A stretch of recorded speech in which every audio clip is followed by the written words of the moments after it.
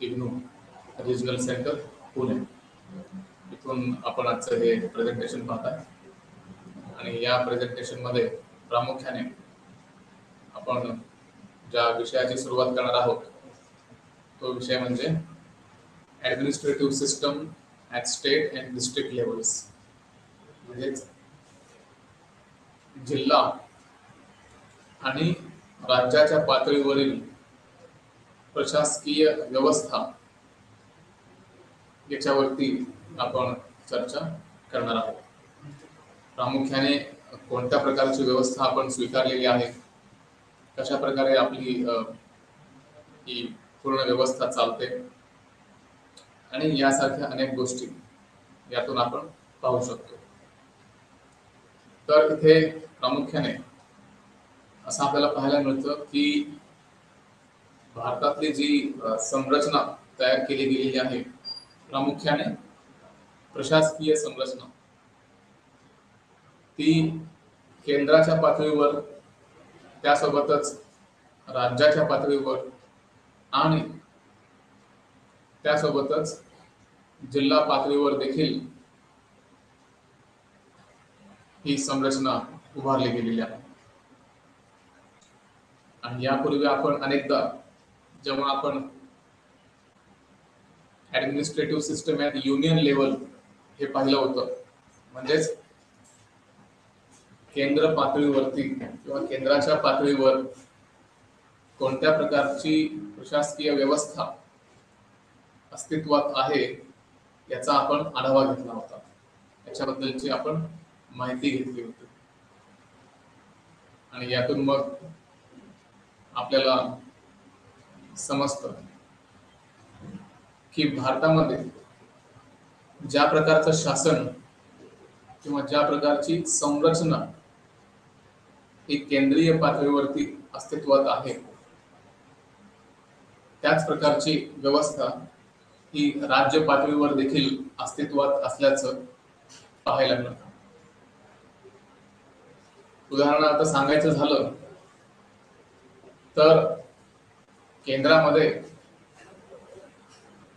लोकसभा आणि राज्यसभा अशा प्रकारचे दोन सभागृह पाहायला मिळतात की ज्यामध्ये लोकसभेत लोकांनी प्रत्यक्षपणे निवडून दिलेले लोकप्रतिनिधी त्या लोकांच्या वतीने निर्णय घेत असतात. म्हणजे संसदेमध्ये लोकांची बाजू मांडण्याचं ते काम करतात आणि यातून लोकांचे जे प्रश्न असतात ते देखील सोडवण्यात उपयोगी ठरतं. आणि यामुळे म्हणूनच एकंदरीत आपण लोकशाही व्यवस्थेचा स्वीकार केलेला आहे की ज्यामध्ये लोकांद्वारे लोकप्रतिनिधी हे निवडून दिले जातात. तर लोकसभेत प्रत्यक्षपणे लोक आपले प्रतिनिधी निवडत असतात आणि राज्यसभेत मात्र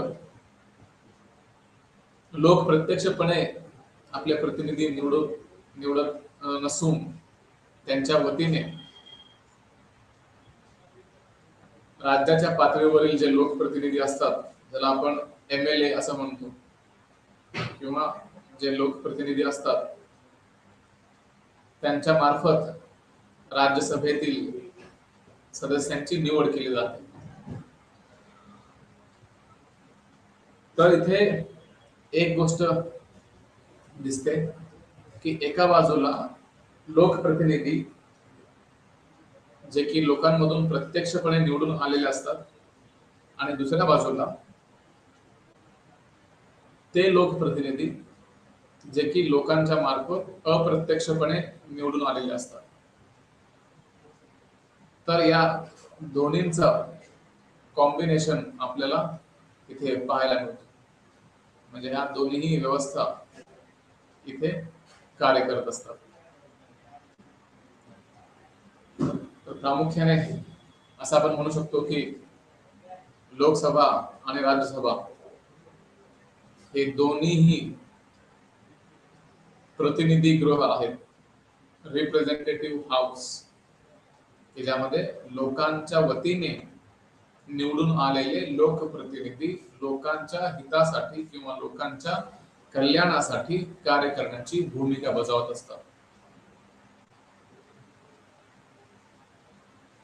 तशाच प्रकारचं काहीस चित्र आपल्याला राज्य पातळीवर देखील पाहायला मिळते.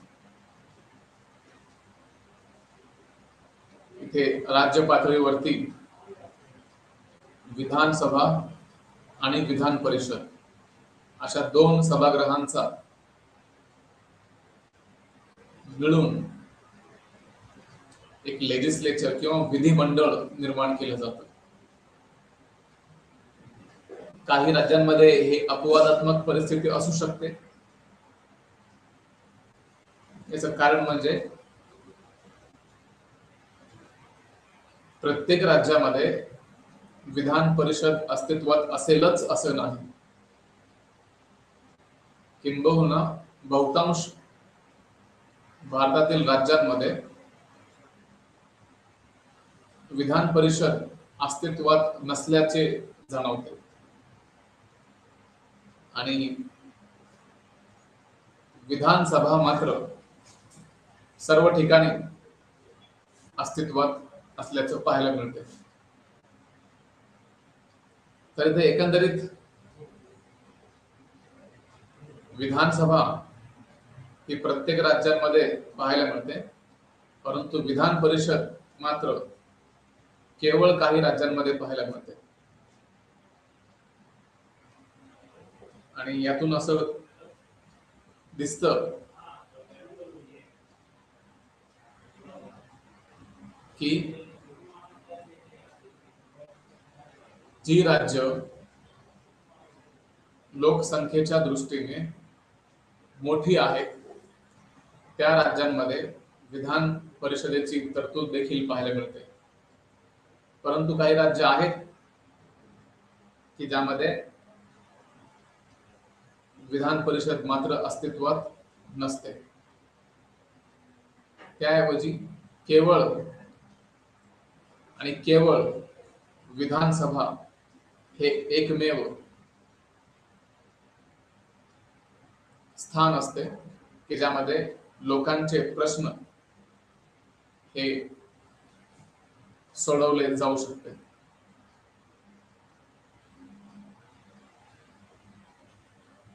तर एकंदरीत अशा प्रकारची ही पूर्ण व्यवस्था आहे की ज्यामध्ये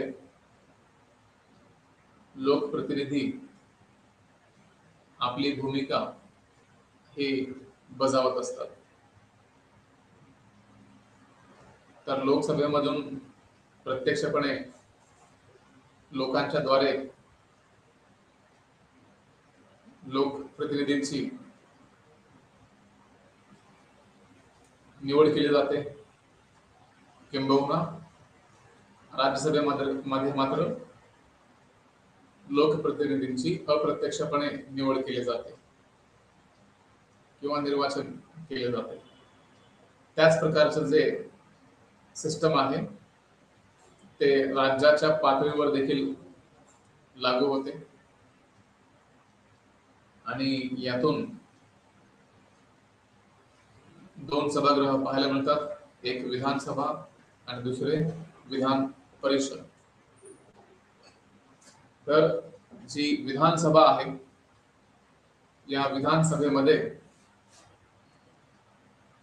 लोकांमार्फत प्रत्यक्षपणे लोकप्रतिनिधी हे निवडून येतात आणि विधान परिषदेमध्ये मात्र अप्रत्यक्षपणे लोकप्रतिनिधी हे निवडून सभागृहावरती येतात.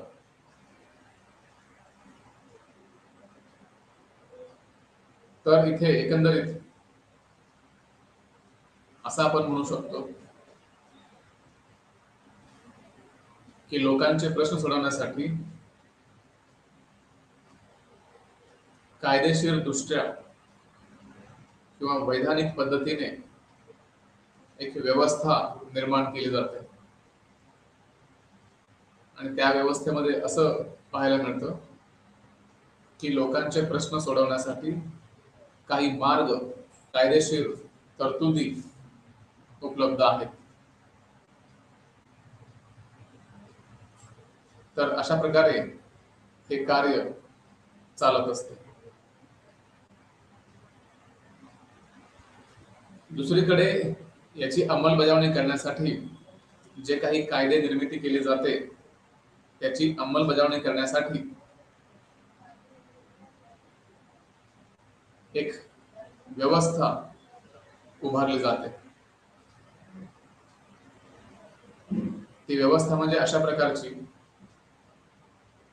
की ज्यामध्ये सरकारी अधिकारी कार्य करतील, ज्याला आपण नोकरशाही असं देखील म्हणतो. तर या नोकरशाहीमध्ये लोक कार्य करत असतात. सरकारी अधिकारी आपली भूमिका बजावत असतात आणि हे कार्य सतत पुढे चालू राहते. तर हीच व्यवस्था राज्याच्या पातळीवर देखील लागू होते. राज्याच्या पातळीवर देखील ही प्रशासकीय व्यवस्था आपल्याला पाहायला मिळते. तर अशा प्रकारे हे सिस्टम चालू राहतं, ही व्यवस्था चालू राहते. आणि म्हणून एकंदरीत आपण असं म्हणू शकतो की ज्या प्रकारची व्यवस्था केंद्रीय पातळीवरती लागू असते, केंद्रीय पातळीवरती उपलब्ध असते, त्याच प्रकारची काहीशी व्यवस्था ही राज्याच्या पातळीवर देखील अस्तित्वात असते. तर इथे असं आपण म्हणू शकतो की केंद्र आणि राज्य या दोघांमध्ये मोठ्या प्रमाणावर साम्य पाहायला मिळते. केंद्राची व्यवस्था पूर्णपणे वेगळी असते, राज्याची व्यवस्था वेगळी असते, परंतु जी संरचना असते, जे स्ट्रक्चर असतं, तो स्ट्रक्चर मात्र इथे फिक्स केलेला असतो. यातून मग आपण असा निष्कर्ष काढू शकतो की ज्या प्रकारचा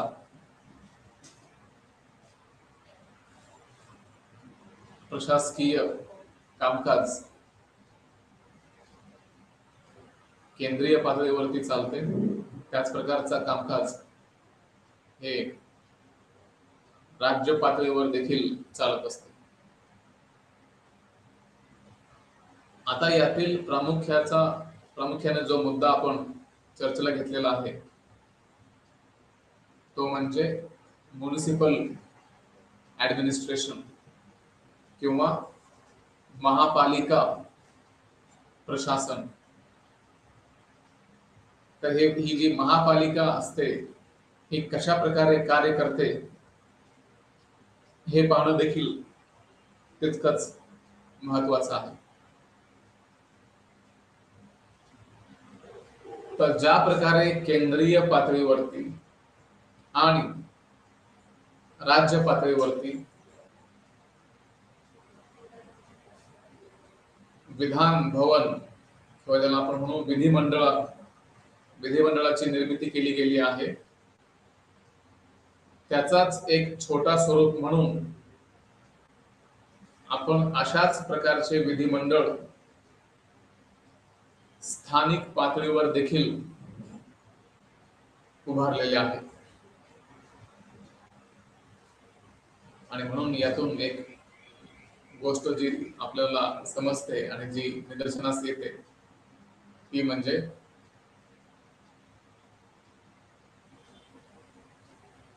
केंद्र आणि राज्य या दोन्ही पातळीवरील ज्या प्रकारचं कामकाज किंवा ज्या प्रकारचे कार्य चालत असते त्याच प्रकारचे कार्य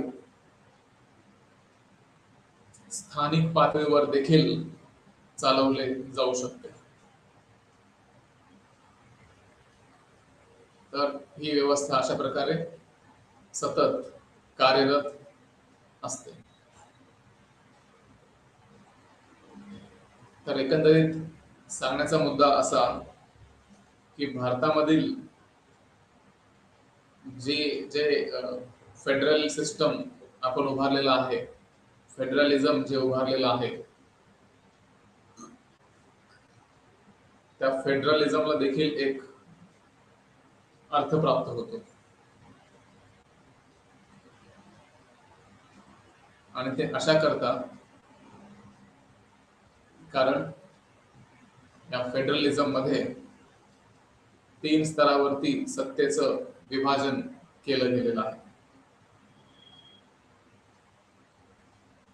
या 3ही स्तरावर सत्ता कशा प्रकारे चालवली जावी याचा हा पूर्ण अहवाल आपल्या समोर मांडला जाऊ शकतो.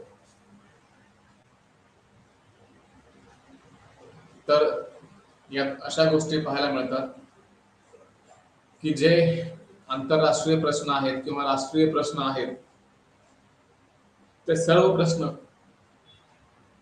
केंद्र सरकारच्या मार्फत सोडवण्याचं काम इथे केले जाते.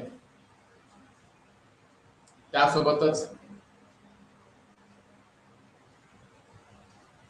जे प्रश्न राज्य पातळीवर महत्त्वाचे असतात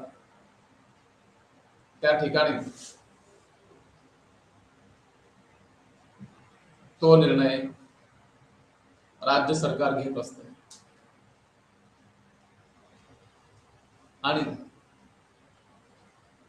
जे प्रश्न स्थानिक पातळीवर सोडवण्यासारखे असतात ते सर्व प्रश्न स्थानिक प्रशासन या संस्थेकडे किंवा ज्याला आपण स्थानिक स्वराज्य संस्था असं म्हणतो या संस्थेकडे वर्ग केला जातो.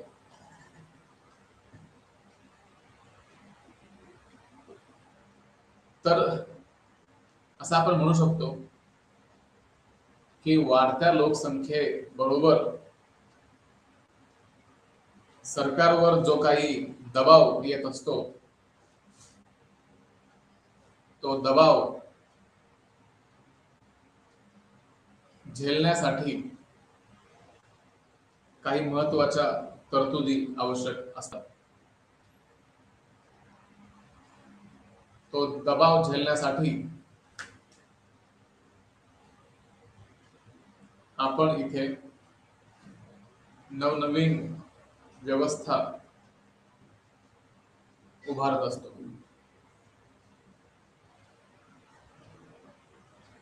आणि म्हणून असं आपण म्हणू शकतो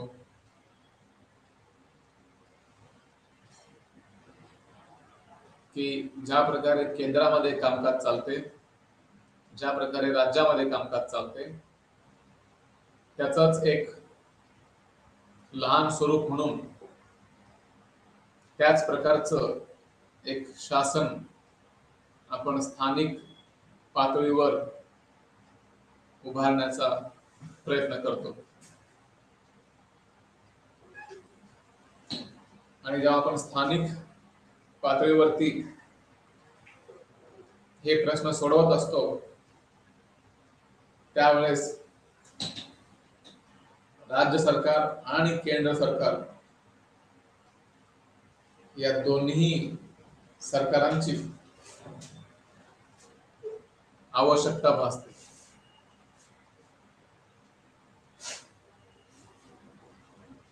तर एकंदरीत इथे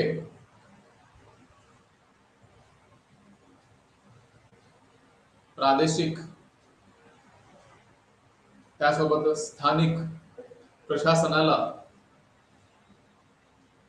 अत्याधिक महत्व प्राप्त होते. जेव्हा जेव्हा कोणतेही संकट निर्माण होते त्यावेळेस स्थानिक शासनाकडे किंवा स्थानिक प्रशासनाकडे लक्ष केंद्रित केले जाते.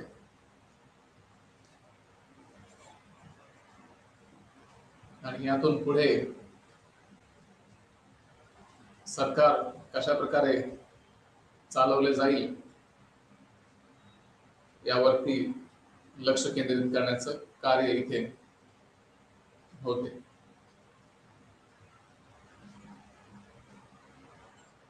तर इथे प्रमुख मुद्दा असा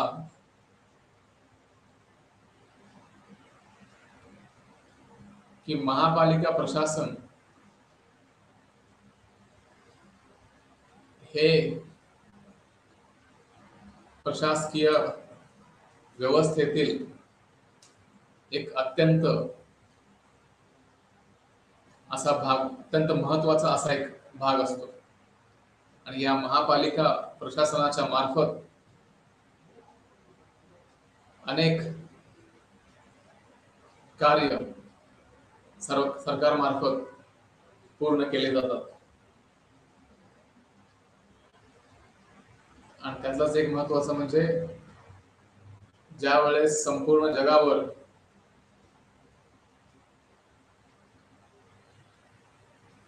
महामारी पसरली होती, महामारीचा प्रकोप झाला होता आणि त्यातून ज्या प्रकारे हे संपूर्ण जग हादरवून ठेवणारे इन्सिडेंसेस आपल्या समोर पाहायला मिळत होते,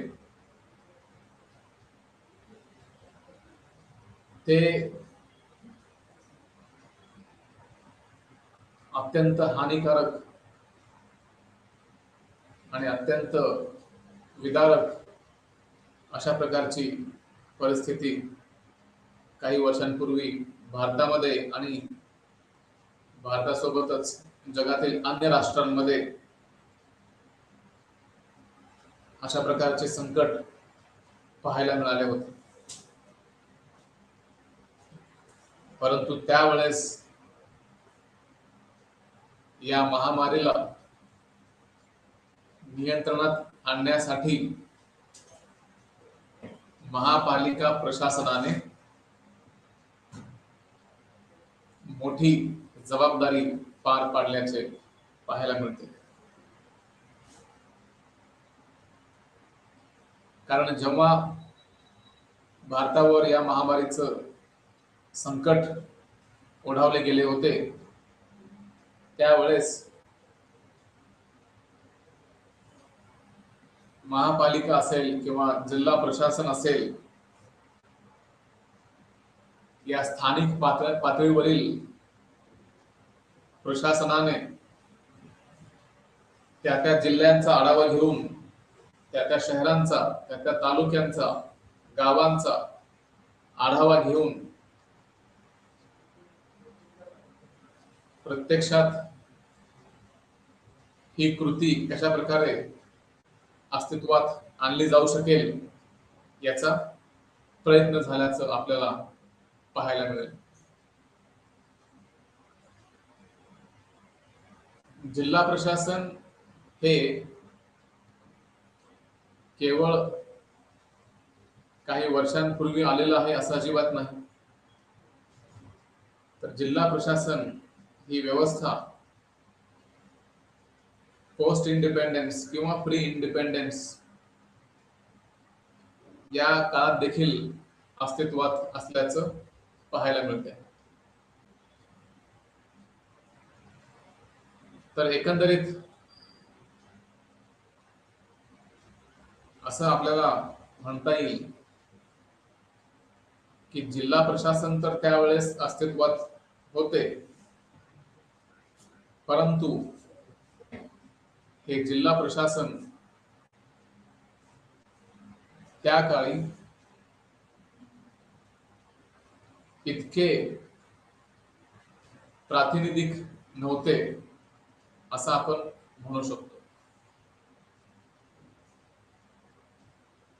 म्हणजेच जिल्हा प्रशासन हे अधिकारी केंद्रित प्रशासन बनले होते. परंतु कालांतराने त्यामध्ये काही बदल घडवून आणले गेले आणि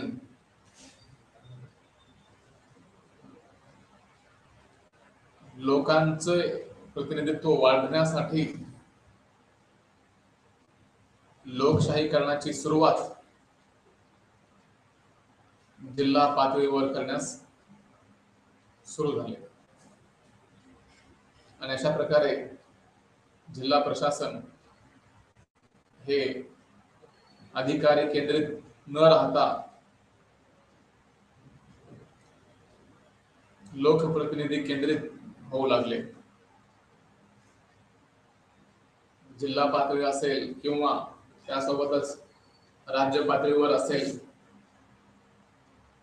किंवा तालुका आणि गावाच्या पातळीवरती असेल, सर्व ठिकाणी लोकप्रतिनिधींचं महत्व हे वाढत गेले आणि असं निदर्शनास आले की ज्यामधून स्थानिक प्रश्न हे स्थानिक लोकांच्या मार्फत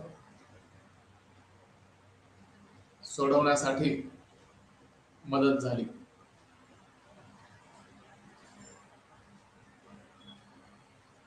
तर अशा प्रकारे हे सर्व कामकाज चालू राहते आणि यातून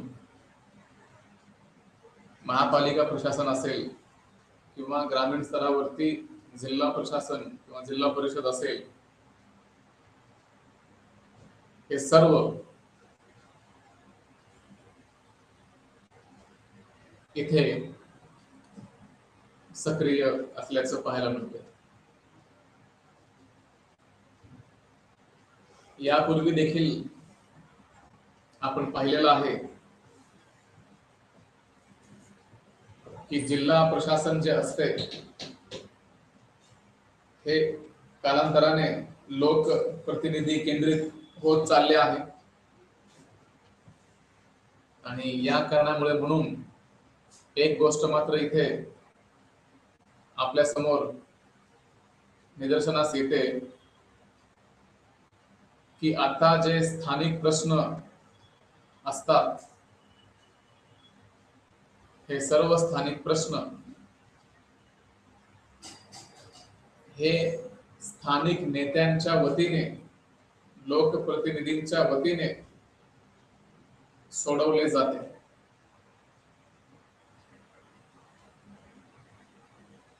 तर एकंदरीत जे काही प्रश्न समाजामध्ये उपस्थित होतात, ज्या काही समस्या समाजाला भेडसावतात,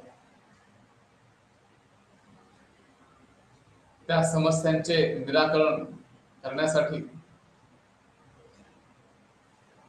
स्थानिक प्रशासन हे कार्य करते.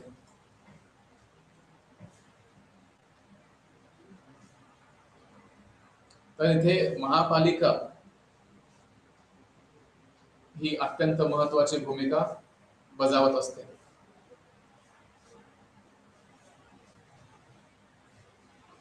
अशा प्रकारे महापालिकेचं कार्य सुरू राहते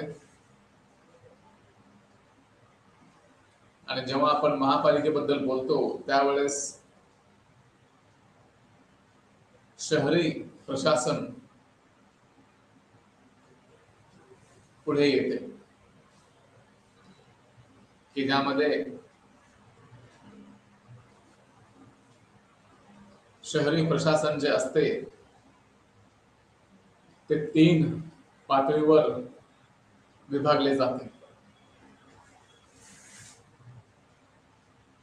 जे की आपण 74वी घटना दुरुस्ती अन्वये करून किंवा घडवून आणले होते.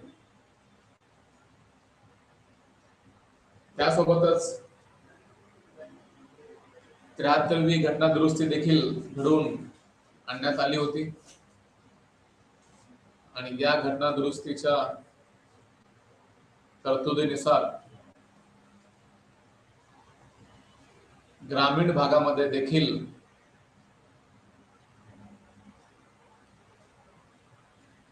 लोकशाहीकरण झाल्याचं पाहायला मिळते. या ग्रामीण भागामध्ये लोकशाही मोठ्या प्रमाणामध्ये पसरवण्यात हातभार लागलेला दिसतो.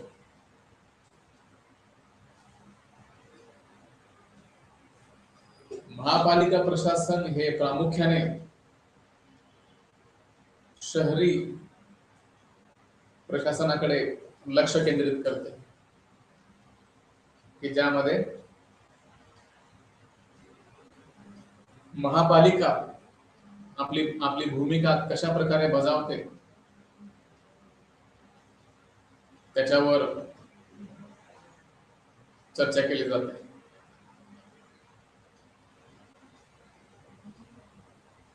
तर महापालिका प्रशासन हे एक प्रकारे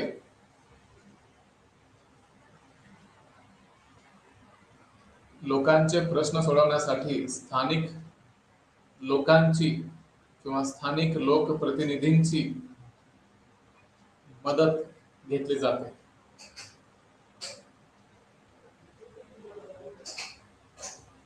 आणि यातून कशा प्रकारे लोकप्रतिनिधी आपले कार्य करत असतात आणि हे कार्य लोकांपर्यंत कशा प्रकारे पोहोचते याचे हे उत्तम असे उदाहरण असते.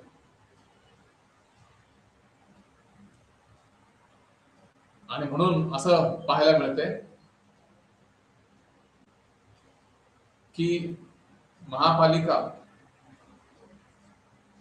ज्या प्रकारे केंद्रीय पातळीवरील कामकाज चालते त्याच प्रकारे महापालिकेमध्ये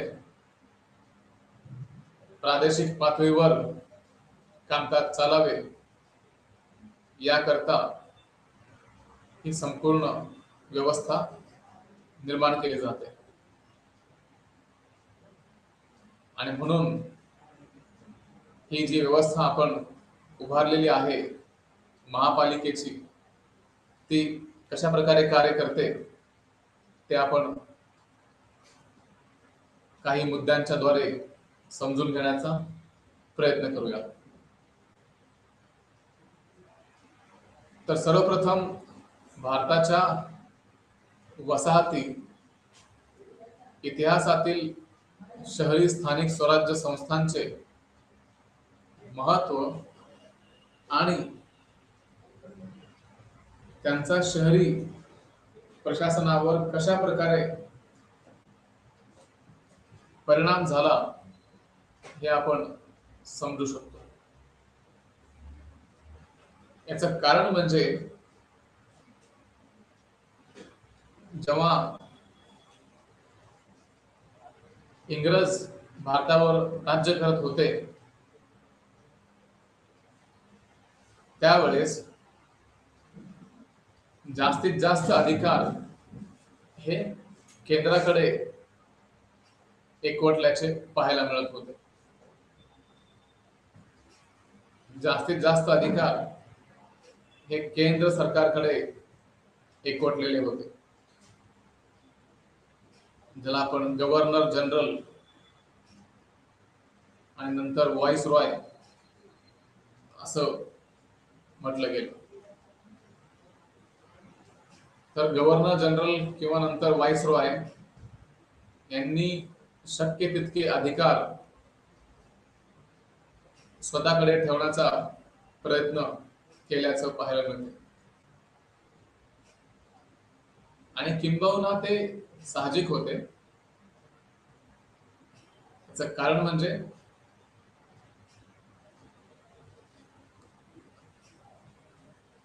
त्यावेळेस भारत हा एकसंध प्रदेश नव्हता. भारत एक राष्ट्र म्हणून ओळख निर्माण झालेली नव्हती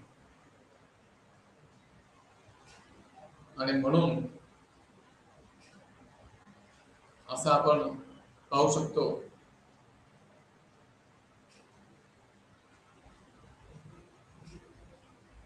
की जी वसाहतिक व्यवस्था होती, जो वसाहतिक वारसा होता, तो इंग्रज गेल्यानंतर देखील काही प्रमाणात भारतामध्ये अस्तित्वात असल्याचे पाहायला मिळते.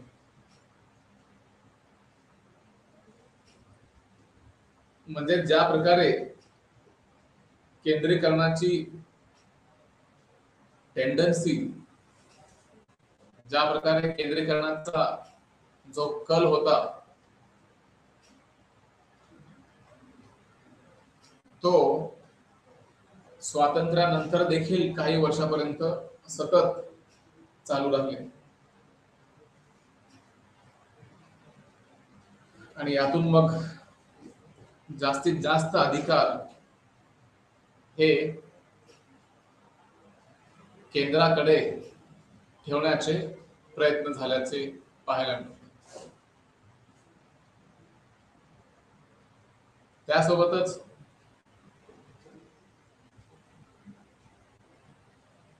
काही वर्षानंतर असा कालावधी येतो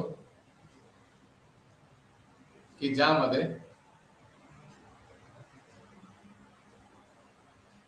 एका अर्थाने विकेंद्रीकरणाची सुरुवात झाली, जर आपण डिसेंट्रलायझेशन असं देखील म्हणतो. तर डिसेंट्रलायझेशनची प्रक्रिया सुरू झाल्याचं आपल्याला इथे पाहायला मिळते.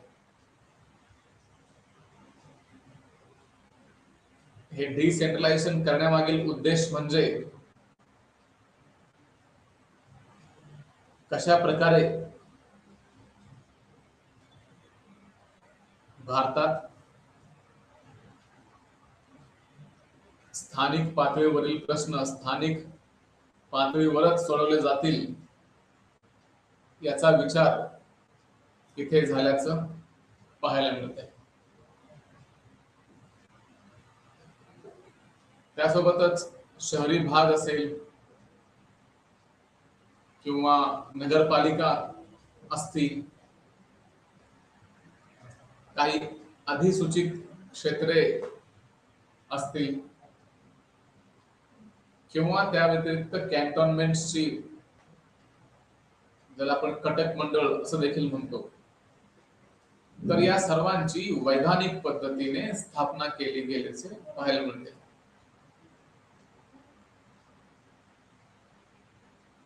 तर इथे नगरपालिका असतात, ग्रामीण प्रशासन असते, अधिसूचित क्षेत्रे असतात, कॅन्टोन्मेंट्स असतात. तर हे सर्व स्थानिक पातळीवरती कार्य करत असतात.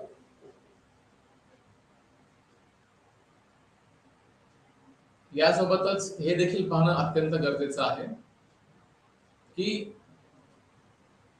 स्थानिक प्रशासनाची गरज का भासते. तर याचं कारण आहे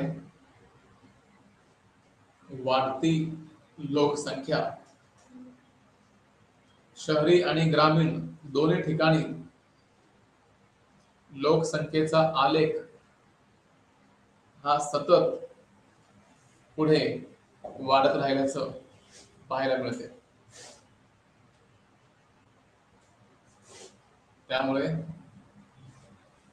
लोकसंख्या इथे अत्यंत महत्वाची अशी भूमिका बजावते. ज्या प्रकारे लोकसंख्या वाढेल त्याच प्रकारे लोकांचे प्रश्न देखील वाढतील. झपाट्याने होत असलेल्या शहरीकरणामुळे नवनवीन आव्हाने देखील समाजासमोर उभे राहतील आणि त्यातून एकंदरीत असं म्हणता येईल की जशी लोकसंख्या वाढत जाईल त्याच प्रमाणामध्ये सरकारची जबाबदारी देखील वाढत जाईल. आणि जेव्हा ही सरकारची ही जी जबाबदारी वाढते त्यावेळेस खऱ्या अर्थाने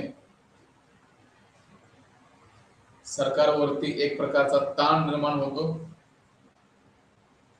आणि या दबावामुळे सरकार पूर्णपणे असक्षम होण्याची भीती नाकारता येत नाही. आणि हे पाहायला देखील मिळालेलं आहे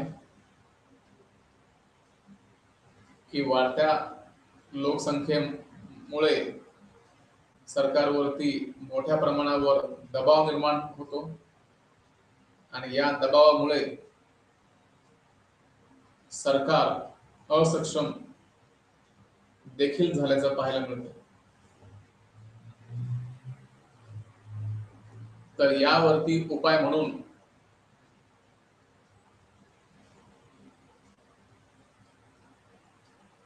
भारतामध्ये स्थानिक प्रशासनाला जास्त महत्व द्यायला सुरुवात झाली.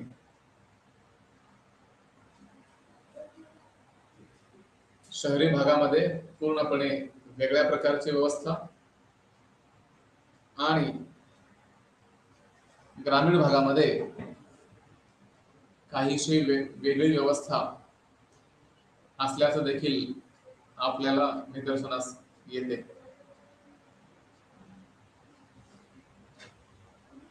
तर एकंदरीत हे सर्व कार्य होत असताना स्थानिक प्रशासन किती महत्वाची भूमिका बजावू शकते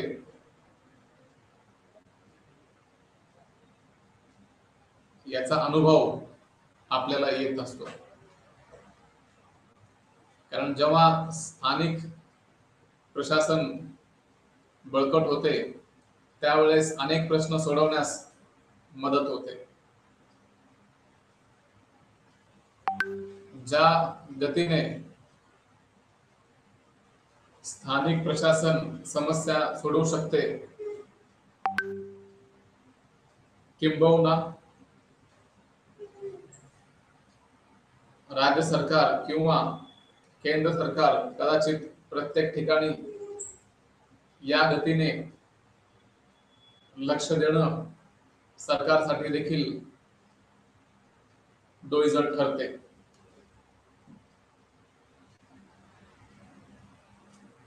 शहरी स्थानिक संस्थांमध्ये काही गोष्टींचा उल्लेख आढळतो. एक म्हणजे महानगरपालिका, दुसरी म्हणजे नगर परिषद आणि तिसरी नगर पंचायत.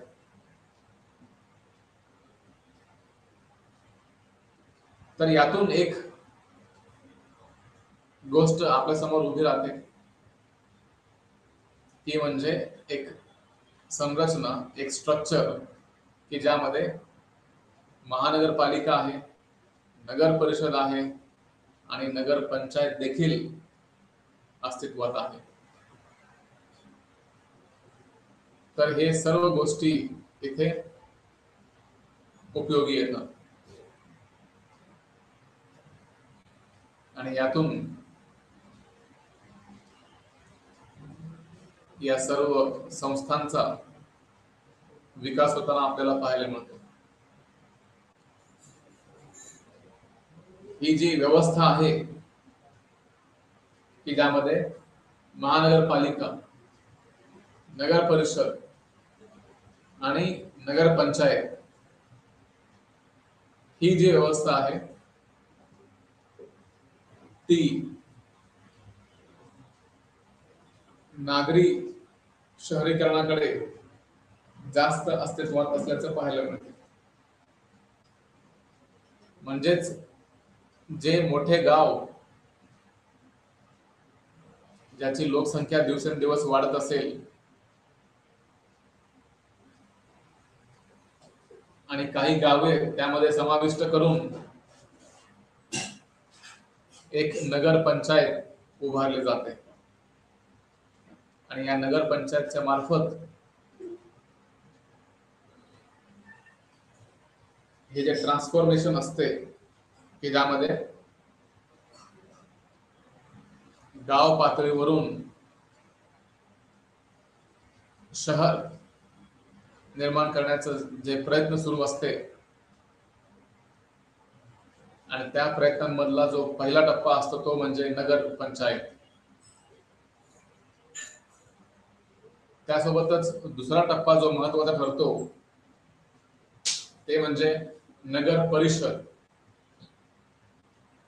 आणि तिसरा टप्पा म्हणजे जेव्हा त्या शहराची लोकसंख्या ही झपाट्याने वाढते ते म्हणजे महानगरपालिका, ज्याला आपण म्युनिसिपल कॉर्पोरेशन असं देखील म्हणतो.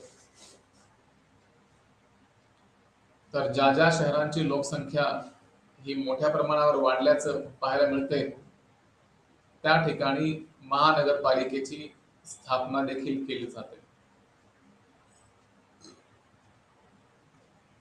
तर एकंदरीत असं आपण म्हणू शकतो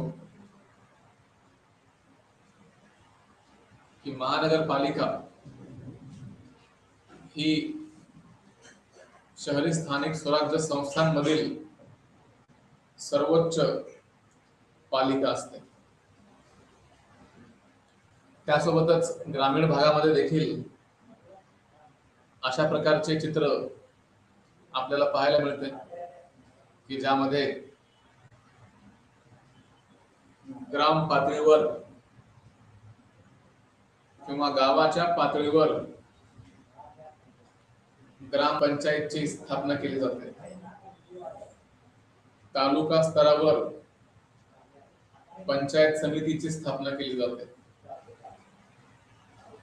आणि जिल्हा पातळीवर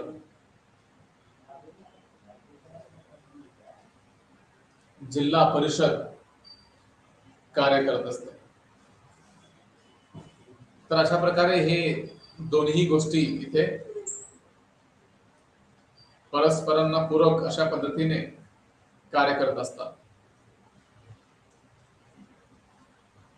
नगरपालिकाची जी संरचना आहे, जी व्यवस्था आहे ते देखील पाहणं गरजेचे असते. त्यातलं पहिलं म्हणजे निवडून आलेले लोकप्रतिनिधी, लोकसभेचे सदस्य, राज्य परिषद आणि राज्य विधान परिषद.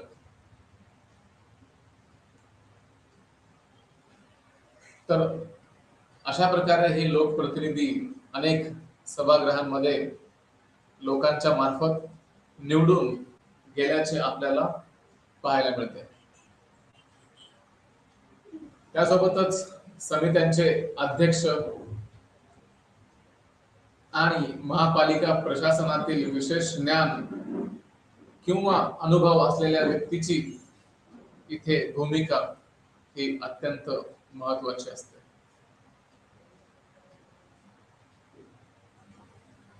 तर समित्यांचे अध्यक्ष असणे किंवा महापालिका प्रशासनावरील विशेष ज्ञान किंवा अनुभव असलेल्या व्यक्तींची भूमिका इथे महत्वाची मानली जाते. कारण वयानुसार, अनुभवानुसार ती व्यक्ती प्रशासनामध्ये कार्य करत असताना अनेक गोष्टी शिकत असते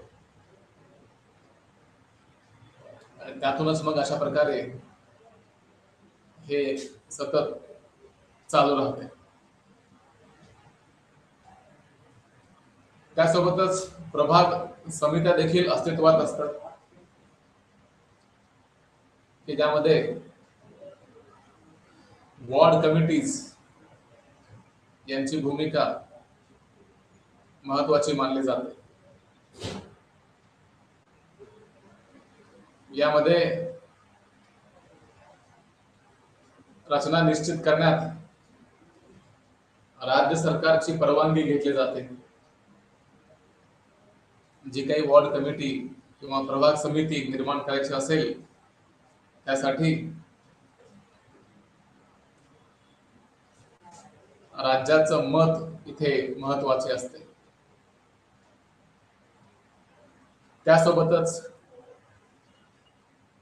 घटना दुरुस्ती आणि सक्षमीकरणावर देखील काम झाल्याचे पाहायला मिळते. आर्थिक बाबतीत राज्य हे वित्त आयोगाची भूमिका पार पाडत असल्याचे पाहायला मिळते. राज्य वित्त आयोग असते की ज्यामध्ये प्रत्येक जिल्ह्याला त्या जिल्ह्याच्या मागणीनुसार काही प्रमाणात निधी वर्ग केला जातो. म्हणजेच जेव्हा एखाद्या जिल्ह्याचा विकास करायचा असेल, एखाद्या शहराचा विकास करायचा असेल, त्यावेळेस वित्ताची गरज ही अत्यंत महत्वाची असते. वित्त असल्याशिवाय, समर्थन असल्याशिवाय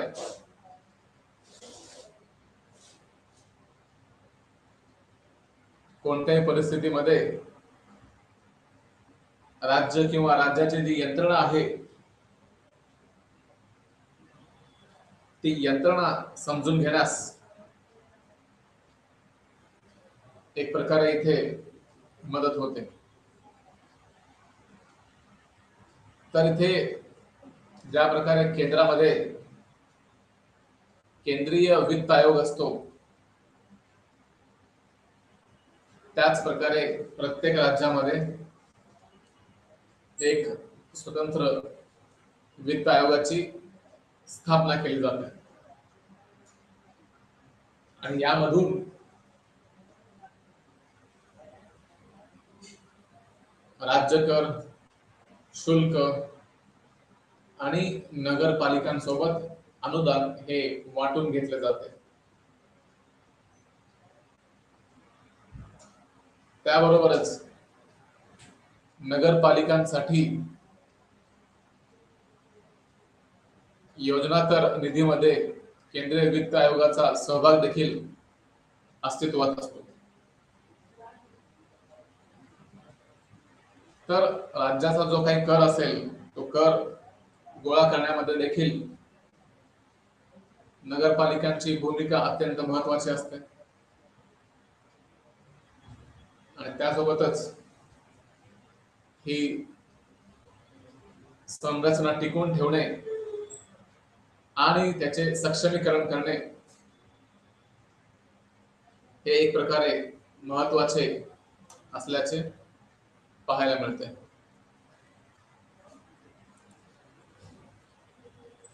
त्यासोबतच जिल्हा नियोजन समिती देखील उपलब्ध असते. या जिल्हा नियोजन समितीचे देखील मोलाचे योगदान जिल्ह्याच्या विकासातील योगदानामध्ये अत्यंत महत्वाची भूमिका बजावत असल्याची कल्पना आहे. जिल्हा नियोजन समिती ही प्रत्येक जिल्ह्यासाठी स्वतंत्र समिती असते. त्यासोबतच एखाद्या जिल्ह्यामध्ये नियोजन करायचं असेल, विकास करायचा असेल तर त्यासाठी सरकारची पूर्व परवानगी घेणे आवश्यक ठरते. जर ही पूर्ण परवानगी असेल तर वेगाने विकास करणे शक्य असते.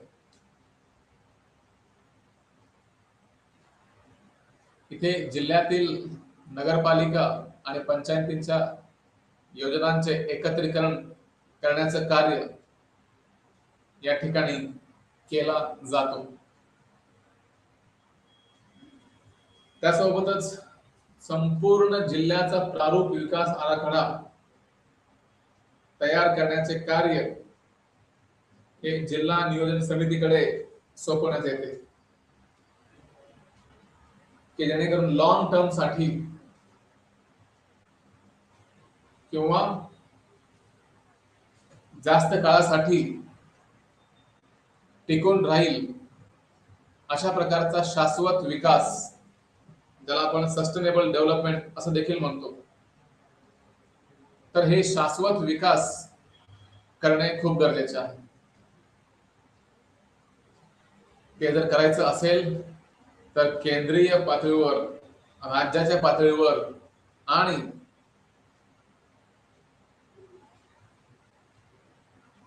ग्रामीण किंवा स्थानिक पातळीवर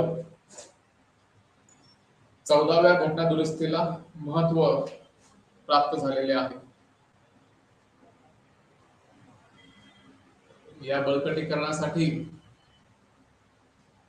घटना दुरुस्ती देखील केली गेली की जेणेकरून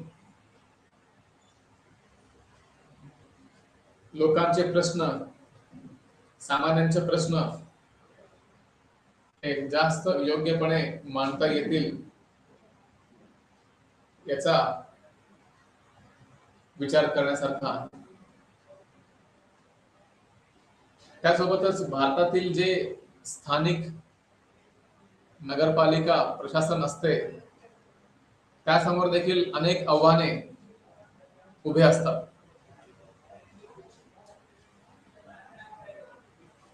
पुढील संशोधन कशा प्रकारचं केले जाईल त्यासाठी देखील इथे सतत कार्य केले जाते. जर एखाद्या प्रशासनामध्ये काही चूक होत असल्यास निदर्शनास आले तरी देखील इथे स्थानिक प्रशासन महत्वाची भूमिका बजावत असते. म्हणजे असं म्हणता येईल की ज्या काही संशोधनाच्या गोष्टी आहेत त्या सर्व गोष्टी करण्यासाठी भारताकडे आणि त्यासोबतच पॉलिटिकल सायन्स किंवा राज्यशास्त्र विषय घेण्यासाठी ज्या लोकांची इच्छा असते त्या सर्वांसाठीच हे महत्वाचे कार्य असल्याचे पाहायला मिळते. तर अशा प्रकारे एकंदरीत आपण स्थानिक प्रशासन कशा प्रकारे कार्य करते किंवा काय भूमिका बजावते त्याचा आढावा घेण्यासाठी आज मी आशा करतो की जे काही आजच्या या सादरीकरणामध्ये दाखवले गेले असेल त्याचा प्रत्येक विद्यार्थ्याला लाभ झालाच असेल. यासोबतच आज आपण इथेच विराम देऊया. धन्यवाद.